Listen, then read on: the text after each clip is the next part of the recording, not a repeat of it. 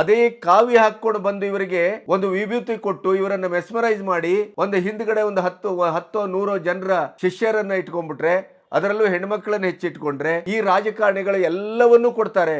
ಈ ಎಲ್ಲ ಪ್ರಕರಣವನ್ನ ಇಟ್ಕೊಂಡು ನೋಡ್ತಾ ಹೋದರೆ ಕರ್ನಾಟಕ ಇವತ್ತು ಒಂದು ರೀತಿಯ ಕ್ರೌರ್ಯದ ರಾಜ್ಯವಾಗಿ ಹೊರನಾಡಿಗೆ ಕಾಣಿಸ್ಕೊಳ್ತಾ ಇದೆ. ಯಾವ ಸ್ವಾಮೀಜಿಗಳನ್ನು ನೋಡಿದ್ರು ಅವರ ಹಿಂದೆ ಒಂದಲ್ಲ ಒಂದು ಸಾಮಾಜಿಕ ಅನಿಷ್ಟದ ಒಂದು ಕಟ್ಲೆ ಇರುತ್ತೆ, ಅಥವಾ ಯಾವುದಾದ್ರೂ ವಿವಾದ ಇರ್ತದೆ, ಅಥವಾ ಸ್ವತಃ ಅವರೇ ವಿವಾದಕ್ಕೆ ಸಿಲುಕಿಕೊಂಡು ಕೋರ್ಟ್ಗೆ ಅಲೆತಾ ಇದ್ದಾರೆ. ಈ ಪ್ರಕರಣವನ್ನು ಇಟ್ಟುಕೊಂಡು ನೋಡ್ತಾ ಹೋದರೆ ಜಾತಿಗೊಂದು ಸ್ವಾಮೀಜಿಗಳು ಮಠ ಹುಟ್ಕೊಳ್ತಾ ಇದೆ. ಇವತ್ತು ಅವರು ಈ ಶಿಷ್ಯವರ್ಗದಿಂದ ಬರುವ ಅನುದಾನಗಳು, ಹಣಗಳು, ಆಸ್ತಿ ಪಾಸ್ತಿ ಇದೆಲ್ಲವನ್ನ ತನ್ನ ಸ್ವಕುಟುಂಬಕ್ಕೆ ಸಾಗಿಸ್ತಾ ಇದ್ದಾರೆ. ನಮ್ಮಲ್ಲಿ ಮೋಸಕ್ಕೆ, ವಂಚನೆಗೆ ಮತ್ತು ಸುಲಭದಲ್ಲಿ ಇಡೀ ಅಧಿಕಾರದ ವ್ಯವಸ್ಥೆಯನ್ನು ಬುಟ್ಟಿಗೆ ಹಾಕ್ಕೊಳ್ಳಿಕ್ಕೆ ಬಹಳ ಒಳ್ಳೆಯ ಟ್ರಂಪ್ ಕಾರ್ಡ್ ಅಂದರೆ ಅದು ಕಾವಿ ಬಟ್ಟೆ.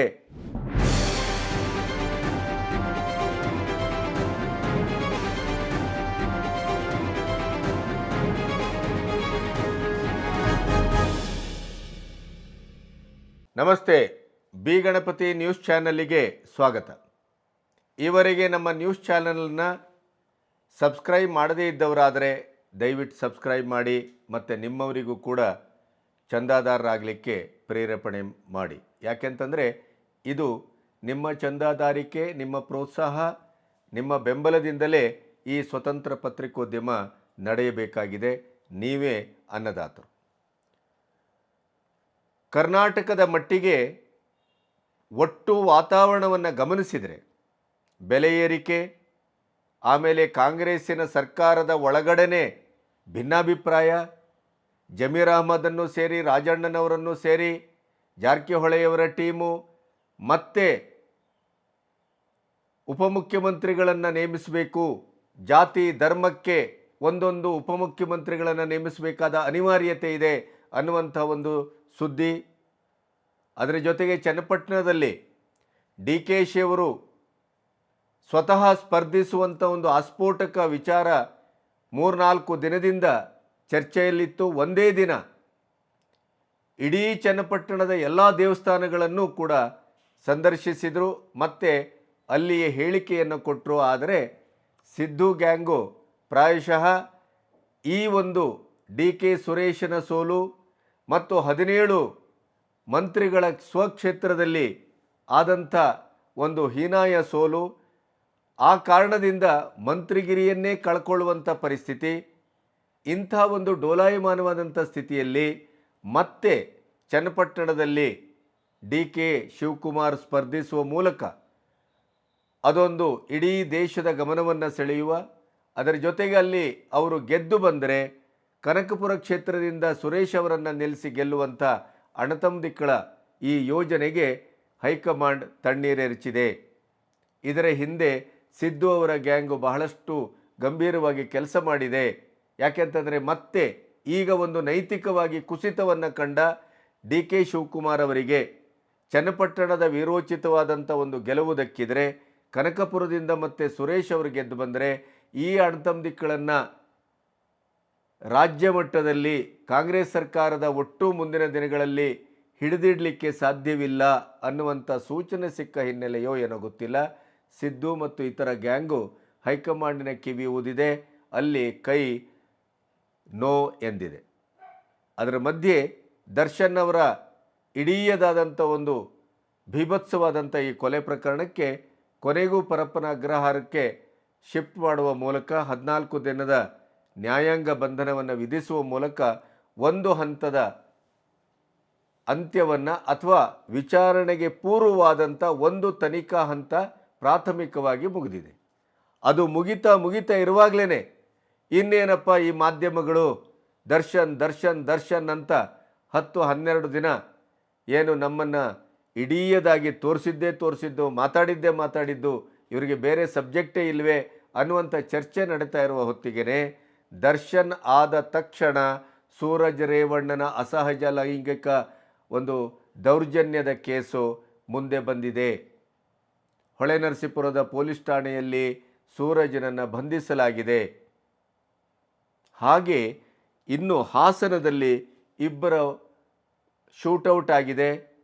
ತುಮಕೂರಿನಲ್ಲಿ ಮತ್ತೊಂದು ಗಲಾಟೆ ನಡೆದಿದೆ. ಅದರ ಜೊತೆಗೆ ಹುಬ್ಬಳ್ಳಿಯಲ್ಲಿ ಮುಖ್ಯವಾಗಿ ಇತ್ತೀಚಿನ ದಿನಗಳಲ್ಲಿ ಹುಬ್ಬಳ್ಳಿ ಕೊಲೆಪಾತಕರ ನಾಡಾಗ್ತಾ ಇದೆ. ಅಲ್ಲಿ ಗ್ರಾಂಜವೋ ಇನ್ನೊಂದೋ ಮಗದೊಂದೋ ಯಾವುದೋ ಒಂದು ಗ್ಯಾಂಗು ಹುಬ್ಬಳ್ಳಿಯ ಔಟ್ಸ್ಕರ್ಟ್ಸಲ್ಲಿ ನಡೆಸ್ತಾ ಇದೆ. ಅದೇ ಗ್ಯಾಂಗು ಮತ್ತಿನ ಒಂದು ನಶೆಯಲ್ಲಿ ಸಿಕ್ಕವರಿಗೆ ಅಲ್ಲಿ ಚಾಕು ಚೋರಿಯನ್ನು ಇರಿತಾ ಇದ್ದಾರೆ ಅಂತ ಹೇಳಿ ನೇಹಾ ಅವರ ತಂದೆ ನಿನ್ನೆ ಮಾತಾಡ್ತಾ ಇದ್ದರು. ಒಬ್ಬ ರಿಕ್ಷಾವಾಲನ ದಾರುಣ ಹತ್ಯೆ ಆಗಿದೆ. ಹಾಸನದಲ್ಲಿ 2 ಶೂಟೌಟ್ ಆಗಿದೆ. ಮತ್ತು ತುಮಕೂರಿನಲ್ಲಿ ಪ್ರೇಮಿಗಳ ಇಬ್ಬರೂ ಸೇರಿ ಕೆರೆಯಲ್ಲಿ ಹಾರಿ ಆತ್ಮಹತ್ಯೆ ಮಾಡಿಕೊಂಡಿದ್ದಾರೆ. ಇವೆಲ್ಲದರ ಮಧ್ಯೆ ಇನ್ನೊಂದು ಭೀಭತ್ಸವಾದಂಥ ಘಟನೆ ನಡೆದಿದೆ. ಮಾಲೂರಿನಲ್ಲಿ, ಕೋಲಾರ ಜಿಲ್ಲೆಯ ಮಾಲೂರಿನಲ್ಲಿ ಆನಂದ ಮಾರ್ಗ ಆಶ್ರಮದ ಚಿನ್ಮಯಾನಂದ ಸ್ವಾಮೀಜಿ ಅವಧೂತರನ್ನು ಅದೇ ಸ್ವಾಮಿಯ ಇನ್ನೆರಡು ಸ್ವಾಮೀಜಿಗಳು ಆಸ್ತಿ ವಿವಾದಕ್ಕಾಗಿ ದಾರುಣವಾಗಿ ಹತ್ಯೆ ಮಾಡಿದ್ದಾರೆ. ದೊಣ್ಣೆಯಿಂದ ಹೊಡೆದು ದಾರುಣವಾಗಿ ಹತ್ಯೆ ಮಾಡಿದ್ದಾರೆ. ಈ ಎಲ್ಲ ಪ್ರಕರಣವನ್ನು ಇಟ್ಕೊಂಡು ನೋಡ್ತಾ ಹೋದರೆ ಕರ್ನಾಟಕ ಇವತ್ತು ಒಂದು ರೀತಿಯ ಕ್ರೌರ್ಯದ ರಾಜ್ಯವಾಗಿ ಹೊರನಾಡಿಗೆ ಕಾಣಿಸ್ಕೊಳ್ತಾ ಇದೆ. ಸೆಕ್ಸ್ ಪ್ರಕರಣಗಳು, ಭೀಭತ್ಸ ಕೊಲೆಯ ಪ್ರಕರಣಗಳು, ಆಮೇಲೆ ಲವ್ ಜೆಹಾದು, ಆ ಹಿನ್ನೆಲೆಯಲ್ಲಿ ಕೊಲೆ, ಸಂಪೂರ್ಣವಾಗಿ ಎಲ್ಲೋ ಒಂದು ಕಡೆ ಕಾನೂನಿನ ವ್ಯವಸ್ಥೆ ಕುಸಿದು ಬಿದ್ದಂಥ ಸಂದರ್ಭ, ಬರ, ಆಮೇಲೆ ಬೆಲೆ ಏರಿಕೆ, ಈ ಎಲ್ಲವನ್ನು ಒಟ್ಟಾಗಿ ನೋಡಿದಾಗ ಮೇಲ್ನೋಟಕ್ಕೆ ಕಾಣ್ತಾ ಇರುವಂಥ ಒಂದು ಸತ್ಯ ಏನು ಅಂತಂದರೆ ಇಲ್ಲಿ ಕೊಲೆ, ಸುಲಿಗೆ ಮತ್ತು ಹತ್ಯೆಗಳು, ಅದರ ಜೊತೆಗೆ ಇಡೀದಾದಂಥ ಬೀಭತ್ಸವಾದಂಥ ಪ್ರಜ್ವಲ್ನಿಂದ ಹಿಡಿದು ರೇವಣ್ಣನಿಂದ ಹಿಡಿದು ಈ ಲೈಂಗಿಕ ಹಗರಣಗಳು, ಲೈಂಗಿಕ ದೌರ್ಜನ್ಯ, ಇಂಥದ್ದನ್ನೆಲ್ಲ ನೋಡ್ತಾ ಹೋದರೆ ಕರ್ನಾಟಕದ ಪರಿಸ್ಥಿತಿ ಏನಾಗ್ತಾ ಇದೆ, ಕರ್ನಾಟಕಕ್ಕೆ ಒಟ್ಟು ಯಾವ ರೋಗ ಬಡಿದಿದೆ, ಯಾವ ಶಾಪ ತಟ್ಟಿದೆ ಅಂತ ಅನ್ನಿಸ್ತಾ ಇದೆ. ಇನ್ನು ಮಾಲೂರಿನ ಈ ಸ್ವಾಮೀಜಿಗಳ ಪ್ರಕರಣವನ್ನು ಗಮನಿಸ್ತಾ ಹೋದರೆ ಆನಂದ ಮಾರ್ಗ ನಿಮಗೆ ಗೊತ್ತಿದೆ, 1986ರಲ್ಲಿ ಈ ಆಶ್ರಮ ಸ್ಥಾಪನೆ ಆದದ್ದು. ಸಾಮಾಜಿಕ ಮತ್ತು ಸಾಂಸ್ಕೃತಿಕ ಧಾರ್ಮಿಕ ಪ್ರಚಾರ, ಶೈಕ್ಷಣಿಕವಾಗಿ ಹಿಂದುಳಿದ ವರ್ಗದಲ್ಲಿ ಆ ಪ್ರದೇಶದಲ್ಲಿ ಸಂಸ್ಥೆಗಳನ್ನು ತೆಗೆದು ಅಲ್ಲಿಯ ಮಕ್ಕಳಿಗೆ ಶಿಕ್ಷಣವನ್ನು ಕೊಡುವ ಮೂಲಕ ಜ್ಞಾನಾರ್ಜನೆಗೆ ಮುಂದೆ ಮಾಡಬೇಕು ಅನ್ನೋ ಉದ್ದೇಶದಿಂದ ಈ ಒಂದು ಆಶ್ರಮ ಹುಟ್ಟುಕೊಳ್ತದೆ. 86ರಲ್ಲಿ ಮಾಲೂರಿನ ಈ ತಾಲೂಕಿಗೆ ಗುರುಗಳೊಬ್ಬರು ಬಂದಾಗ ಮೈಲಾಂಡಹಳ್ಳಿಯ ಈರಣ್ಣ ಕುಟುಂಬದವರು 3 ಎಕರೆ ಜಮೀನನ್ನು ಅವರಿಗೆ ಉಂಬಳಿ ರೀತಿಯಲ್ಲಿ ಅಂದರೆ ಫ್ರೀಯಾಗಿ ಕೊಡ್ತಾರೆ. ಅಲ್ಲೇ ಆನಂದ ಮಾರ್ಗ ಪಾಲಿಟೆಕ್ನಿಕ್ ಜಿಲ್ಲೆಯಲ್ಲೇ ಪ್ರಥಮ ಬಾರಿಗೆ ಆರಂಭ ಆಗುತ್ತೆ. ಇದೇ ಚಿನ್ಮಯಾನಂದ ಸ್ವಾಮೀಜಿ ಅವಧೂತರು ಆ ಪಾಲಿಟೆಕ್ನಿಕ್ ಕಾಲೇಜಿನ ಪ್ರಾಂಶುಪಾಲರಾಗ್ತಾರೆ. ಮತ್ತು ಅಲ್ಲಿಯ ಆಸ್ತಿ ಮತ್ತು ಆಶ್ರಮದ ಎಲ್ಲ ವಿಲೇವಾರಿಗಳನ್ನು ಅವರೇ ನೋಡ್ಕೊಳ್ತಾ ಇರ್ತಾರೆ. ಎಲ್ಲವೂ ಸುಗಮವಾಗಿತ್ತು. ಮತ್ತೆ 10 ಎಕರೆ ಜಮೀನನ್ನು ಕೊಂಡ್ಕೊಳ್ತದೆ ಈ ಆಶ್ರಮ. ಅಲ್ಲಿಂದ ಈ ವಿವಾದ ಆರಂಭ ಆಗತ್ತೆ.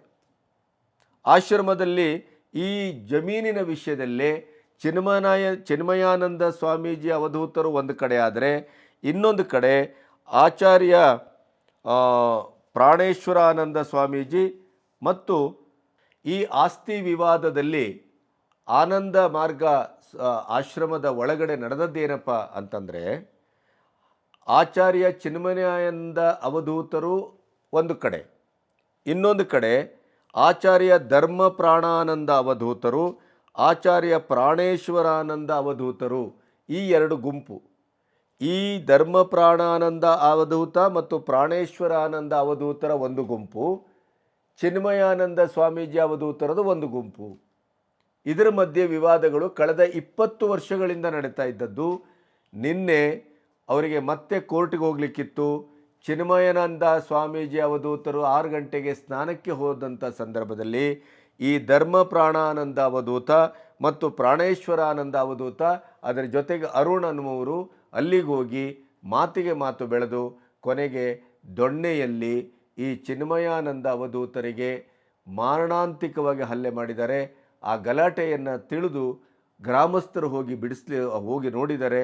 ಅವರನ್ನು ಆಸ್ಪತ್ರೆ ಸೇರಿಸಿದ್ದಾರೆ. ಚಿಕಿತ್ಸೆ ಫಲಕಾರಿಯಾಗದೆ ಚಿನ್ಮಯಾನಂದ ಸ್ವಾಮೀಜಿ ಅವಧೂತರು ನಿನ್ನೆ ಬಲಿಯಾಗಿದ್ದಾರೆ. ನಾನು ಇದನ್ನು ಪ್ರಾಸಂಗಿಕವಾಗಿ ನಿಮಗೆ ಹೇಳ್ತಾ ಹೋಗಿದ್ದೇನೆ ಅಷ್ಟೇ. ನನಗೆ ಹೇಳಬೇಕಾದದ್ದು ಮುಂದಿದೆ. ಈ ಸ್ವಾಮೀಜಿಗಳಿಗೆ, ಈ ಮಠಾಧೀಶರಿಗೆ ಲೌಕಿಕದ ಆಸೆ, ಆಕಾಂಕ್ಷೆ, ಹಪಾಪಿಕೆ, ರಾಜಕೀಯ, ತಮ್ಮ ಇದರಲ್ಲಿ ಪ್ರತಿಯೊಂದು ಕಪಿಮುಷ್ಟಿಯಲ್ಲೇ ಸರ್ಕಾರದ ಸಚಿವರಿರಬೇಕು, ಈ ಥರದ ಹಪಹಪಿಕೆಗೆ ಬಿದ್ದು ಏನಾಗಿದೆ ಇವತ್ತು?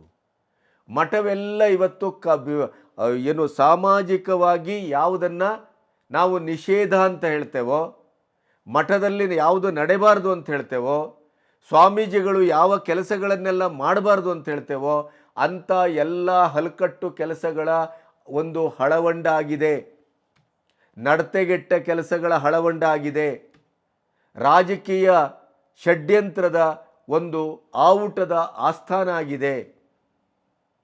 ಯಾವ ಸ್ವಾಮೀಜಿಗಳನ್ನು ನೋಡಿದರೂ ಅವರ ಹಿಂದೆ ಒಂದಲ್ಲ ಒಂದು ಸಾಮಾಜಿಕ ಅನಿಷ್ಟದ ಒಂದು ಕಟ್ಲೆ ಇರುತ್ತೆ, ಅಥವಾ ಯಾವುದಾದ್ರೂ ವಿವಾದ ಇರ್ತದೆ, ಅಥವಾ ಸ್ವತಃ ಅವರೇ ವಿವಾದಕ್ಕೆ ಸಿಲುಕಿಕೊಂಡು ಕೋರ್ಟ್ಗೆ ಅಲೆತಾ ಇದ್ದಾರೆ.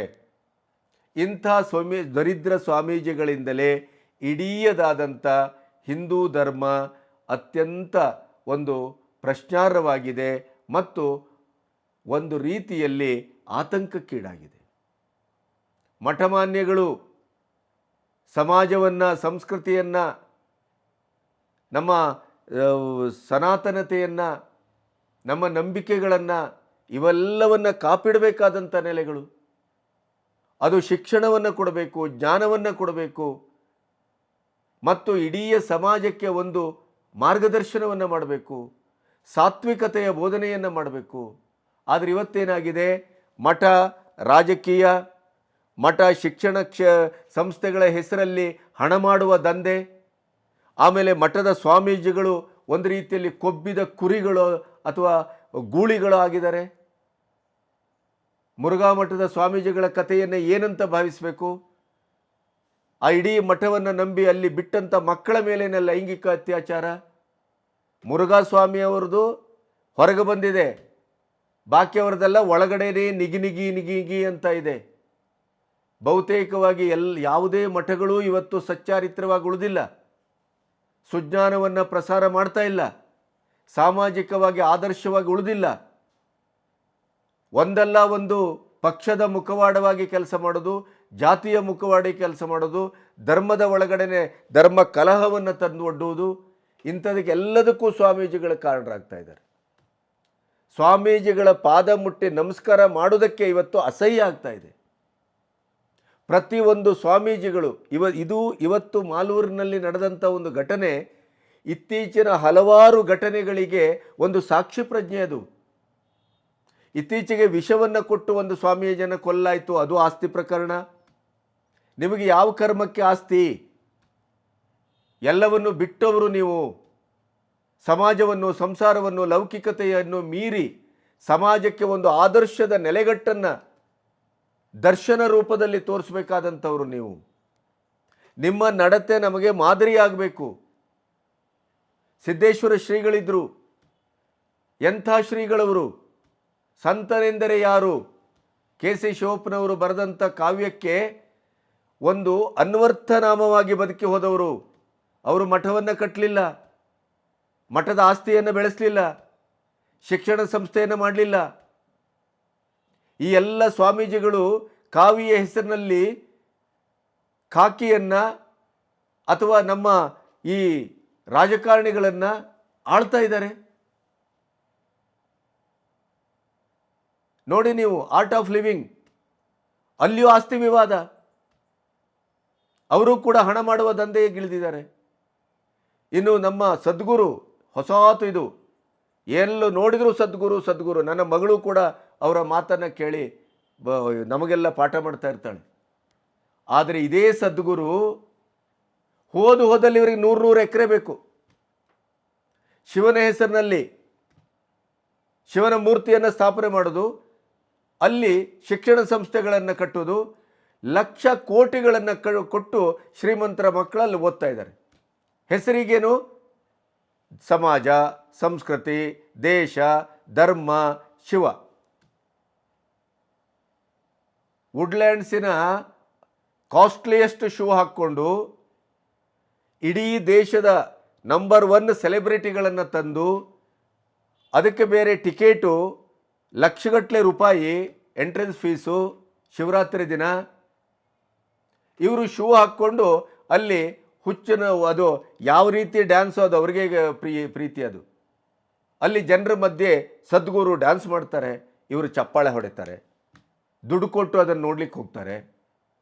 ಅದೊಂದು ಹಣ ಮಾಡುವ ದಂಧೆಯ ಅಡ್ಡ ಆಗಿದೆ. ಗೌರ್ಮೆಂಟಿಂದ ಜಾಗವನ್ನು ಫ್ರೀ ಪಡ್ಕೊಳ್ತಾರೆ ಈ ಕಳ್ಳರು, 100 ಎಕರೆ. ಯಾರಪ್ಪನ ಆಸ್ತಿ ಅಂತ. ಆಮೇಲೆ ಮಾಡುವುದೇನಲ್ಲಿ? ಸಮಾಜದ ಕೆಳವರ್ಗದ, ಬುಡಕಟ್ಟು ಜನಾಂಗದ, ಅಶಕ್ತರ ಅಥವಾ ಆರ್ಥಿಕವಾಗಿ ಹಿಂದುಳಿದವರ ಮಕ್ಕಳಿಗೆ ಅಲ್ಲಿ ಉಚಿತ ಶಿಕ್ಷಣ ಕೊಡ್ತಾ ಇದ್ದೀರಾ ನೀವು? ಇಲ್ಲ. ಇಲ್ಲಿ ಮುಖ್ಯಮಂತ್ರಿಗಳನ್ನು ಒಳಗೆ ಹಾಕ್ಕೊಳ್ಳೋದು, ಮಂತ್ರಿಗಳನ್ನು ಒಳಗೆ ಹಾಕ್ಕೊಳ್ಳೋದು, ಅಲ್ಲಿ ಪ್ರಧಾನಮಂತ್ರಿ ಅವರನ್ನು ಒಳಗೆ ಹಾಕ್ಕೊಳ್ಳೋದು, ಗಡ್ಡ ಬಿಟ್ಟುಕೊಂಡು ಕೊಲೆ ಆರೋಪಿಯಾಗಿದ್ದರೂ ಕೂಡ ಇತ್ತೀಚೆಗೆ ಅವರ ಸಂಸ್ಥಾನದಲ್ಲಿ, ಅವರ ಆಶ್ರಮದಲ್ಲೇ ಅನುಮಾನಾಸ್ಪದವಾಗಿ ಒಂದು ಹೆಣ್ಮಗಳ ಕೊಲೆ ಆಗಿದೆ. ಅದು ಮುಚ್ಚೋಯ್ತು. ಇವರಿಗೆ ಐಷಾರಾಮ ಬೇಕು, ಹೆಣ್ಣು ಬೇಕು, ಹೆಂಡ ಬೇಕು, ಎಲ್ಲವೂ ಬೇಕು. ಅದರ ಹೊರನೋಟಕ್ಕೆ ಸದ್ಗುರುಗಳು, ಆಶ್ರಮವಾಸಿಗಳು, ಗುರು ಪರಂಪರೆಯ ಮಹಾನ್ ಪಾಖಂಡಿಗಳು ಇವರು. ಆದರೂ ಕೂಡ ಸಮಾಜಕ್ಕೆ ಮಂಕುಬೂಜಿ ಎರಚ್ತಾರೆ. ಒಬ್ಬ ಬಡವನ ಮನೆ 1 ಇಂಚು ಏನಾದರೂ ಸರ್ಕಾರಿ ಜಾಗದಲ್ಲಿರಲಿ, ಅದನ್ನು ಹೋಗಿ ನೆಲಸಮ ಮಾಡ್ತಾರೆ. ಅದೇ ದರ್ಶನ ಮನೆ ನೆಲಸಮ ಮಾಡೋದಿಲ್ಲ. ಮಾಡ್ತೇವೆ ಅಂತ ಗೂಬೆ ಕೂರಿಸ್ತಾರೆ. ಅಥವಾ ಇನ್ಯಾವುದೋ ರಾಜಕಾರಣಿಗಳದ್ದು ಅಲ್ಲೇ ಪಕ್ಕದಲ್ಲಿದೆ, ಅದನ್ನು ನೆಲಸಮ ಮಾಡೋದಿಲ್ಲ ಇವರು. ಅದೇ ಕಾವಿ ಹಾಕ್ಕೊಂಡು ಬಂದು ಇವರಿಗೆ ಒಂದು ವಿಭೂತಿ ಕೊಟ್ಟು ಇವರನ್ನು ಮೆಸ್ಮರೈಸ್ ಮಾಡಿ ಒಂದು ಹಿಂದ್ಗಡೆ ಒಂದು 10-100 ಜನರ ಶಿಷ್ಯರನ್ನು ಇಟ್ಕೊಂಡ್ಬಿಟ್ರೆ, ಅದರಲ್ಲೂ ಹೆಣ್ಮಕ್ಳನ್ನು ಹೆಚ್ಚಿಟ್ಕೊಂಡ್ರೆ ಈ ರಾಜಕಾರಣಿಗಳು ಎಲ್ಲವನ್ನೂ ಕೊಡ್ತಾರೆ. ಇವರ ಅಪ್ಪನ ಮನೆ ಆಸ್ತಿ ನೋಡಿ, ಅದು ನಮ್ಮ ಸಮಾಜದ ಆಸ್ತಿ ಅನ್ನುವ ಒಂದು ಪರಿಕಲ್ಪನೆ ಕೂಡ ಇಲ್ಲ. ಅದು ಬಡವರಿಗೆ ಸಲ್ಲಬೇಕಾದ ಆಸ್ತಿ ಅಂತಲೂ ಇಲ್ಲ. ಇಂಥ ಹಿನ್ನೆಲೆಯಲ್ಲಿ ಸದ್ಗುರು ಅಂತವರಿಗೆ 100 ಎಕರೆ ಜಮೀನನ್ನು ಕೊಡ್ತಾರೆ ಇವರು. ಯಾಕೆ ಕೊಡ್ತೇವೆ? ಅಲ್ಲಿ ಏನು ನಡೀತಾ ಇದೆ, ಸಮಾಜಕ್ಕೆ ಅದರಿಂದ ಏನು ಒಳಿತಿದೆ, ಜನಸಾಮಾನ್ಯರಿಗೆ ಏನು ಒಳಿತಿದೆ, ಅಲ್ಲಿ ಏನು ಸತ್ಕಾರ್ಯ ಆಗ್ತಾ ಇದೆ, ಯಾವುದನ್ನು ನಮ್ಮ ಸಮಾಜಕ್ಕೆ ಹೇಳುವ ಯಾವ ಅಭ್ಯಾಸವನ್ನು ಸರ್ಕಾರ ಇಟ್ಕೊಂಡಿಲ್ಲ.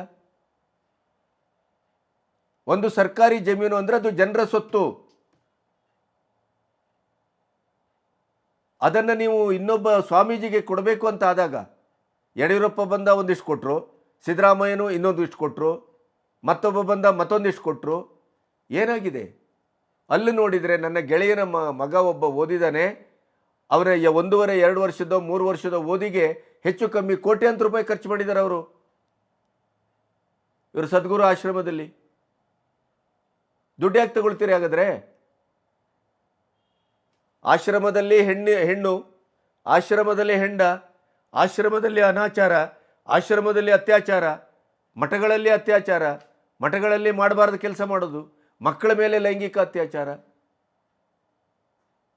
ಮಾತೆತ್ತಿದ್ರೆ ಆ ಪಕ್ಷ ಈ ಪಕ್ಷ ಅದರ ಮುಖವಾಣಿ ಆಗುವುದು.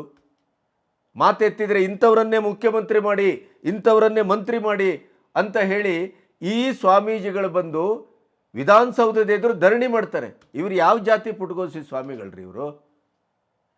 ಇವರ ಕಚ್ಚೆ ಗಟ್ಟಿಯಾಗಿಲ್ಲ, ಇವರ ನಾಲಿಗೆ ಗಟ್ಟಿಯಾಗಿಲ್ಲ. ಕೆಲವರಂತೂ ಯಾವುದೋ ಒಂದು ಸ್ವಾಮೀಜಿ ನಾನು ಭೇಟಿಯಾಗಲಿಕ್ಕೆ ಹೋಗಿದ್ದೆ, ಬರ್ಮುಡ ಚಡ್ಡಿ ಹಾಕ್ಕೊಂಡು ಬರುತ್ತೆ. ಅದು ಯಾವ ಜಾತಿ ಸ್ವಾಮಿಗಳು ಇವರೆಲ್ಲ? ಆಸ್ತಿಗಾಗಿ 2 ಸ್ವಾಮೀಜಿಗಳು ಸೇರಿಕೊಂಡು ಒಬ್ಬ ಹಿರಿಯ ಸ್ವಾಮೀಜಿಯನ್ನು ಕೊಲೆ ಮಾಡ್ತಾರೆ. ಕೊಲೆ ಪಾತಕರು. ಇವ್ರದ್ದು ಯಾವ ಚಿಂತನೆ? ಯಾವ ಅಲೌಕಿಕ ಚಿಂತನೆ ಇವ್ರದ್ದು? ಶಿಷ್ಯ ವರ್ಗಕ್ಕೆ ಏನನ್ನು ಹೇಳ್ತಾ ಇದ್ದಾರೆ? ಸಮಾಜಕ್ಕೆ ಏನನ್ನು ಹೇಳ್ತಾ ಇದ್ದಾರೆ? ಮೆಡಿಕಲ್ ಕಾಲೇಜು, ಇಂಜಿನಿಯರಿಂಗ್ ಕಾಲೇಜು, ಆ ಕಾಲೇಜು ಈ ಕಾಲೇಜು ಮಾಡ್ಕೊಳ್ಳೋದು, ಹಣವನ್ನು ಪೀಕಿಸುವುದು. 1-2 ಜನರಿಗೂ ಫ್ರೀ ಸೀಟ್ ಇಲ್ಲ, ಬಡವರಿಗೆ ಎಜುಕೇಷನ್ ಇಲ್ಲ, ಸಮಾಜದವನ್ನು ಔನ್ನತ್ಯಕ್ಕೆ ಕೊಂಡೋಗಬೇಕು ಅಂತ ನೈತಿಕವಾದ ಶಿಕ್ಷಣವನ್ನು ಕೊಡುವ ಯಾವ ಸಾಕ್ಷಿ ಪ್ರಜ್ಞೆ ಇವರಿಲ್ಲ. ಯಾಕೆಂದರೆ ಇವರ ನೈತಿಕತೆಯೇ ಸರಿಯಿಲ್ಲ. ಈ ಪ್ರಕರಣವನ್ನು ಇಟ್ಟುಕೊಂಡು ನೋಡ್ತಾ ಹೋದರೆ ಜಾತಿಗೊಂದು ಸ್ವಾಮೀಜಿಗಳು ಮಠ ಹುಟ್ಕೊಳ್ತಾ ಇದೆ ಇವತ್ತು. ಅವರು ಈ ಶಿಷ್ಯವರ್ಗದಿಂದ ಬರುವ ಅನುದಾನಗಳು, ಹಣಗಳು, ಆಸ್ತಿ ಪಾಸ್ತಿ ಇದೆಲ್ಲವನ್ನ ತನ್ನ ಸ್ವಕುಟುಂಬಕ್ಕೆ ಸಾಗಿಸ್ತಾ ಇದ್ದಾರೆ. ಅಲ್ಲಿರುವುದೆಲ್ಲ ಪಾರಪತ್ಯ ಮಾಡುವವರೆಲ್ಲ ಅವರ ಸಂಬಂಧಿಕರು, ಸಮಾಜದವರಲ್ಲ. ಅವರ ಅಣ್ಣನ ಮಗನೋ ತಮ್ಮನ ಮಗನೋ ಅಥವಾ ಇನ್ನೊಂದೋ ಮಗದೊಂದೋ ಅವರೇ ಇರೋದು ಅಲ್ಲಿ. ಯಾವ ಪುರುಷಾರ್ಥಕ್ಕಿದು? ಆಮೇಲೆ ರಾಜಕಾರಣಿಗಳ ಹಡಬೆ ದುಡ್ಡುಂಟಲ್ಲ, ಅದನ್ನು ತಗೊಂಡೋಗಿ ಆಶ್ರಮದಲ್ಲಿ ಇಡುದು. ಕೊನೆಗೆ ಅವರು ವಾಪಸ್ ಕೊಡದೇ ಇದ್ದರೆ ಅವರ ಮೇಲೇ ವಿರುದ್ಧವಾಗಿ ನಿಲ್ಲುವುದು, ಮತ್ತೊಂದು ಆಶ್ರಮವನ್ನು ಕಟ್ಟುವುದು. ಇದರ ದೇವೇಗೌಡರ ಕಾಲದಲ್ಲಿ ನೋಡಿದ್ದೇವೆ ನಾವು. ಸಮಾಜ ವಿರೋಧಿ ಚಟುವಟಿಕೆಗಳ, ಸಮಾಜ ಯಾವುದನ್ನು ಅನೈತಿಕ ಅಂತ ಭಾವಿಸ್ತದೋ, ಅನಾಗರಿಕ ಅಂತ ಭಾವಿಸ್ತದೋ, ಅನಪೇಕ್ಷಿತ ಅಂತ ಭಾವಿಸ್ತದೋ ಆ ಎಲ್ಲ ಚಟುವಟಿಕೆಗಳ ಒಂದು ಗೌಪ್ಯದ ನೆಲೆ ಇವತ್ತು ಮಠಮಾನ್ಯಗಳಾಗಿದೆ ಬಹುತೇಕವಾಗಿ. ಅಲ್ಲಿ ಇಲ್ಲಿ ಕೆಲವು ಶುದ್ಧರಿದ್ದಾರೆ. ಈ ಅಶುದ್ಧರ ದೊಡ್ಡ ಗುಂಪಿನ ಮಧ್ಯೆ ಅವರು ಕೂಡ ಅಶುದ್ಧರಾಗ್ತಾ ಇದ್ದಾರೆ. ಅವ್ರು ನಮ್ಮ ಕಣ್ಣಿಗೆ ಕಾಣ್ತಾ ಇಲ್ಲ. ಒಂದು 4 ಒಳ್ಳೆ ಮಾತಾಡ್ಲಿಕ್ಕೆ ಬಂದ್ರಾಯ್ತು. ಇವತ್ತಿನ ಆಧುನಿಕ ಕಾಲದ ಇಂಗ್ಲೀಷು, ಹಿಂದಿ, ಕನ್ನಡ, ತೆಲುಗು, ಮಲಯಾಳಮ್ಮು ಎಲ್ಲ ಭಾಷೆಯನ್ನು ಚಂದ ಮಾಡಿ ಅರ್ಥ ಮಾಡ್ಕೊಂಡ್ರಾಯ್ತು. ಒಂದಿಷ್ಟು ಓದು, ಒಂದಿಷ್ಟು ಆನ್ವಯಿಕವಾದಂಥ ತಿಳುವಳಿಕೆ, ಯಾವ ಸಂದರ್ಭದಲ್ಲಿ ಏನು ಮಾತಾಡಬೇಕು, ಈ ಚಾಕಚಕ್ಯತೆಯನ್ನು ಹೊಂದಿದಂಥ ಎಲ್ಲ ಸ್ವಾಮೀಜಿಗಳು ಇವತ್ತು ಸರ್ಕಾರವನ್ನು, ಅಧಿಕಾರವನ್ನು ಲೂಟಿ ಮಾಡ್ತಾ ಇದ್ದಾರೆ. ಆಸ್ತಿ ಮಾಡುವ ರೋಗ ಅಡರಿದೆ. ಪ್ರತಿಯೊಬ್ಬ ಸ್ವಾಮೀಜಿಗೆ 5, 10, 3 ಎಕರೆ 4 ಎಕರೆ 100 ಎಕರೆ ಬೇಕು. ಕೊನೆಗೆ ಅಲ್ಲಿ ನೀವು ಏನು ಕಡ್ದು ಕಟ್ಟಾಕ್ತೀರಿ ಅಂದರೆ ಹುಚ್ಚರಾಗೆ ಡ್ಯಾನ್ಸ್ ಮಾಡೋದು, ಶಿವರಾತ್ರಿ ದಿನ ಶೂ ಹಾಕ್ಕೊಂಡು ಡ್ಯಾನ್ಸ್ ಮಾಡಿದ್ರು ನಡೀತದೆ ಸದ್ಗುರು. ಆಮೇಲೆ ಅಲ್ಲಿ ಸಿನಿಮಾ ನಟರು, ಇಂಡಿಯನ್ ಐಡಲಲ್ಲಿ ಗೆದ್ದಂಥ ತಂಡವನ್ನು ಕೋಟಿಗಟ್ಟಲೆ ರೂಪಾಯಿ ಕರೆಸಿ ಅಲ್ಲಿ ಶಿವನ ಭಜನೆ ಮಾಡಿಸೋದು. ಆ ಭಜನೆಗೆ ದುಡ್ಡಿಲ್ಲದೆ ಯಾವುದೂ ನಡೆಯುವುದಿಲ್ಲ. ಆಮೇಲೆ ನಮ್ಮ ಬೆಡ್ರೂಮು ಕೂಡ ಇವತ್ತು ಅಷ್ಟು ಕ್ಲೋಸ್ ಡೋರ್ ಆಗಿರುವುದಿಲ್ಲ, ಗೌಪ್ಯವಾಗಿರುವುದಿಲ್ಲ, ಐಷಾರಾಮಿಯಾಗಿ ಇರುವುದಿಲ್ಲ. ಈ ಸ್ವಾಮೀಜಿಗಳ ಖಾಸಗಿಯ ಆ ಸ್ಥಳಗಳನ್ನೆಲ್ಲ ನೀವು ನೋಡಬೇಕು. ಎಲ್ಲಾದರೂ ನಾನು ಕೆಲವರು ನೋಡಿದ್ದೇನೆ. ಯಾವುದೇ ಸಿನಿಮಾ ನಟಿಯ ವೈಭವೋಪೇತವಾದಂಥ ಯಾವುದೇ ಬೆಡ್ರೂಮಿಗೂ ಕಡಿಮೆ ಇರುವುದಿಲ್ಲ. ಎಲ್ಲ ಅಶ್ಲೀಲ ವಿಡಿಯೋಗಳನ್ನು ನೋಡೋದು, ಎಲ್ಲ ಕನೆಕ್ಷನ್ ಇರುತ್ತೆ, ಬೇಕು ಬೇಡದೆಲ್ಲವೂ ಇರ್ತದೆ ಅಲ್ಲಿ. ಇವರು ಸ್ವಾಮೀಜಿಗಳು ಆಸ್ತಿಗಾಗಿ ಕೊಲೆ ಮಾಡೋದು, ಹೆಣ್ಣಿಗಾಗಿ ಕೊಲೆ ಮಾಡೋದು, ಮಾಡಿಸುವುದು, ಮಾಡಿದವರನ್ನು ರಕ್ಷಿಸುವುದು, ಇವೆಲ್ಲ ಈಗ ಅವರ ಕೆಲಸ ಆಗಿದೆ. ಅದರಲ್ಲಿ ಒಳ್ಳೆಯ ಸನ್ಮಾರ್ಗದಲ್ಲಿದ್ದ ಸ್ವಾಮೀಜಿಗಳಿಗೆ ಕಾಲ ಇಲ್ಲ. ಈ ದುರುಳರು, ದುಷ್ಟರು, ಅತ್ಯಾಚಾರಿಗಳು ಮಠದ ಪೀಠದಲ್ಲಿ ಕೂತ್ಕೊಂಡು ಪ್ರತಿದಿನ ಪ್ರತಿ ಕ್ಷಣ ರಾಜಕೀಯವನ್ನೇ ಮಾಡುವಂಥವರು, ಮತ್ತು ಶಿಕ್ಷಣದ ಹೆಸರಿನಲ್ಲಿ ಸಮಾಜದ ಗಣ್ಯರ ಈ ಭ್ರಷ್ಟಾಚಾರದ ಹುಂಡಿ ಹಣ ಇದೆಯಲ್ಲ ಅದರ ಮೇಲೆ ಕಣ್ಣಿಟ್ಟು ಅಂಥ ಮಕ್ಕಳನ್ನೇ ಇಲ್ಲಿ ಎಳೆಯುವುದು. ಕೋಟಿ ಕೋಟಿ ಲಕ್ಷ ಲಕ್ಷ ಫೀಸು. ನೀವು ನೋಡಿಬೇಕಾದ್ರೆ ಯಾವುದೇ ಸ್ವಾಮೀಜಿಗಳು ಕೂಡ ಮೊದಲಾಗಿ ಮಾಡೋದೇ ಶಿಕ್ಷಣ ಸಂಸ್ಥೆಗಳು. ಯಾಕೆಂದರೆ ಅಲ್ಲಿದ್ದಷ್ಟು ದುಡ್ಡು ಬೇರೆ ಎಲ್ಲಿ ಇಲ್ಲ ಅಂತ ಅವ್ರಿಗೆ ಗೊತ್ತಾಗಿದೆ. ಆಮೇಲೆ ಅಲ್ಲಿ ಇಲ್ಲಿವರೆ ಎಲ್ಲ ದಗಲಬಾಜಿತನವನ್ನು ಮುಚ್ಕೋಬೋದು. ಅದು ಬಿಟ್ಟರೆ ಸಮಾಜಕ್ಕೆ ಬೋಧನೆ ಮಾಡುವಂಥ ಈ ಸಮೂಹವನ್ನು ಸೇರಿಸಿ ಭಜನೆ ಮಾಡೋದು, ಕುಣಿಯೋದು, ಆ ಮೆಸ್ಮರೈಸ್ ಮಾಡೋದು, ಅದನ್ನು ಮಾಡ್ತಾ ಮಾಡ್ತಾ ಮಾಡ್ತಾ ಸರ್ಕಾರದ ನೆಲೆಯಲ್ಲಿ ಎಲ್ಲ ಪ್ರಭಾವಿಗಳನ್ನು ಒಳಗಾಕ್ಕೊಂಡು ಅವರ ಅಕ್ರಮ ಸಂಪತ್ತಿಗೆ ಮತ್ತು ಅಕ್ರಮ ಚಟುವಟಿಕೆಗಳಿಗೆ ಇವರು ಅಭಯ ಹಸ್ತರು. ಆ ಒಂದು ಋಣದ ಸಂಬಂಧದಲ್ಲಿ ಅವ್ರು ಕೇಳಿದ್ದನ್ನೆಲ್ಲ ಆಶ್ರಮಕ್ಕೆ ಕೊಡ್ತಾರೆ. ಇವರ ಅಪ್ಪನ ಆಸ್ತಿ ಅಂತ ಅವರಲ್ಲಿ ದುಡ್ಡು ಮಾಡೋದಂದೇ ಮಾಡ್ತಾರೆ. ಮದ ಸುಖ, ಆಮೇಲೆ ಐಷಾರಾಮಿತನ ತುಂಬಿ ತುಂಬಿ ತುಳುಕಿದಾಗ ಏನಾಗುತ್ತೆ, ಅಲ್ಲಿ ಬರುವ ಶಾಲಾ ಮಕ್ಕಳ ಮೇಲೇನೂ ಲೈಂಗಿಕ ಅತ್ಯಾಚಾರವನ್ನು ಈ ದರಿದ್ರ ಸ್ವಾಮೀಜಿಗಳು ಮಾಡ್ತಾರೆ. ಅವ್ರಿಗೆ ಯಾವ ಕೇಸು ಆಗೋದಿಲ್ಲ, ಕೇಸ್ ಆದರೂ ಅದು ಬಿದ್ದೋಗ್ತದೆ. ನಮ್ಮ ಇಡೀ ವ್ಯವಸ್ಥೆಯನ್ನು ಕೊಂಡುಕೊಳ್ಳುವ ತಾಕತ್ತಿದೆ ಅವರಿಗೆ. ನ್ಯಾಯಾಂಗ ವ್ಯವಸ್ಥೆಯಿಂದ ಹಿಡಿದು ಕಾರ್ಯಾಂಗದಿಂದ ಹಿಡಿದು ಪ್ರತಿಯೊಂದು ವ್ಯವಸ್ಥೆ ಮೇಲೆ ಅವರ ಕಾವಿ ಪ್ರಭಾವ ಬೀರ್ತದೆ. ನಮ್ಮಲ್ಲಿ ಮೋಸಕ್ಕೆ, ವಂಚನೆಗೆ ಮತ್ತು ಸುಲಭದಲ್ಲಿ ಇಡೀ ಅಧಿಕಾರದ ವ್ಯವಸ್ಥೆಯನ್ನು ಬುಟ್ಟಿಗೆ ಹಾಕ್ಕೊಳ್ಳಿಕ್ಕೆ ಬಹಳ ಬಹಳೆಯ ಒಳ್ಳೆಯ ಟ್ರಂಪ್ ಕಾರ್ಡ್ ಅಂದರೆ ಅದು ಕಾವಿ ಬಟ್ಟೆ, ಮಠ.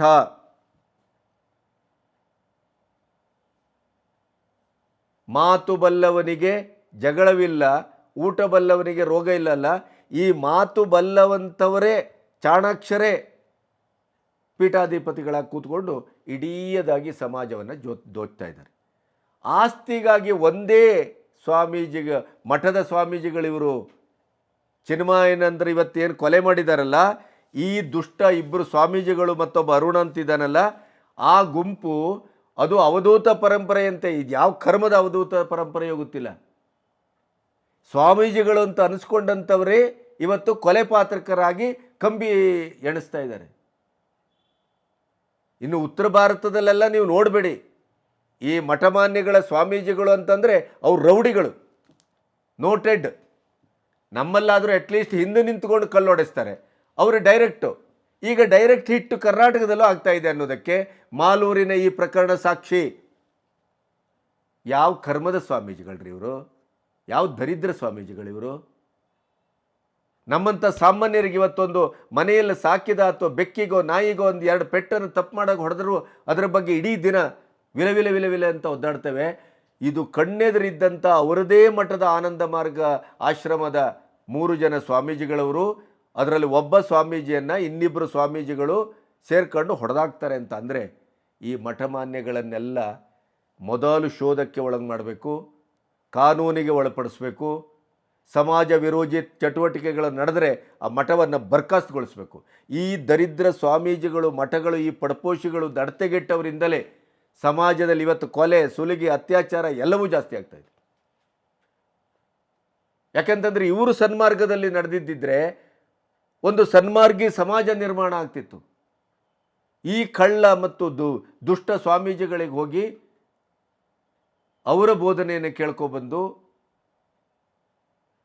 ಸಾವಾಸ ದೋಷದಿಂದ ಸನ್ಯಾಸಿ ಕೆಟ್ಟ ಹಾಗೆ ಈ ಮಠ ಪರಂಪರೆಗಳ ಸ್ವಾಮೀಜಿಗಳಿಂದಲೇ ಸಮಾಜ ಕೆಡ್ತಾ ಇದೆ.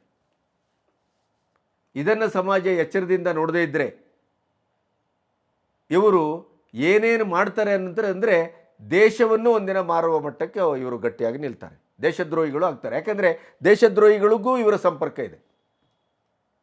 ಇವರಿಗೆ ಹಣ, ಲೋಲುಪತೆ, ಐಶ್ವರ್ಯ, ಆಮೇಲೆ ಐಷಾರಾಮಿ ಜೀವನ ಎಲ್ಲ ಸಂಸಾರದಲ್ಲಿದ್ದ ಒಬ್ಬ ಸಂಸಾರಸ್ಥನಕ್ಕಿಂತ ಅತ್ಯಂತ ಕೀಳು ಅಭಿರುಚಿಯ